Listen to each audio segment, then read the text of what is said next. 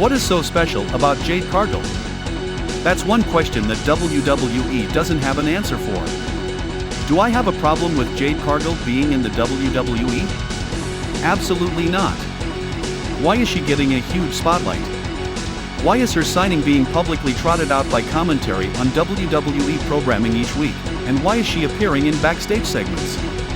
Why has she gotten more attention than, let's say, Tamira Mensah Stock? To me, there's not really enough here that warrants such a hero's welcome. Triple H wants to treat her like a big deal because Tony Khan treated her like a big deal, and the only reason Tony Khan treated her like a big deal was because she had an appealing face and body. That was exactly how Bianca Belair got signed to WWE in the first place, for having an appealing face and body. So what really makes Jade stand out? In many ways, Jade Cargill is much like a modern-day Big Show. Both were signed by WWE's biggest competitor at the time. Virtually an unknown in the independent wrestling scene.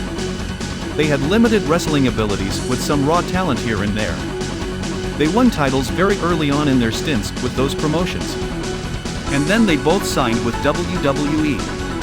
So what happened after Paul White signed with WWE? He was still very raw and green, and had to spend a year in developmental before returning to the main roster.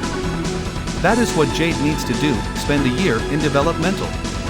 It's going to be a shame if she doesn't, because Big Show had to, even though Big Show could talk on the mic.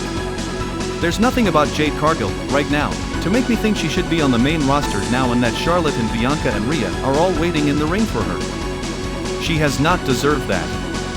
It's not because she doesn't know how to work in the ring, but as far as I can tell, she's learned nothing about how to be marketable when she was in AEW.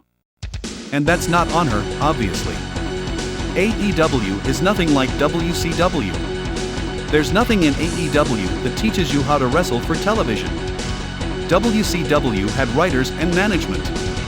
Even if it wasn't WWE, WCW had a system in place where you learned about cutting promos, how to address the camera, how to bring your character to life, and so on.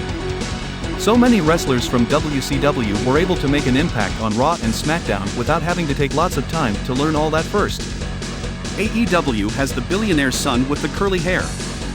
I consider there to be a very few number of AEW wrestlers who were never in WWE before, who would be ready for WWE's main roster right away. But knowing Triple H, he's going to undo the process so that what Vince would consider unsatisfactory would be perfectly acceptable today. He is going to lower a lot of standards. Because I remember all this talk about how Harland was going to be the next Brock Lesnar. Where is Harland now? Just looking like a physical specimen is not everything.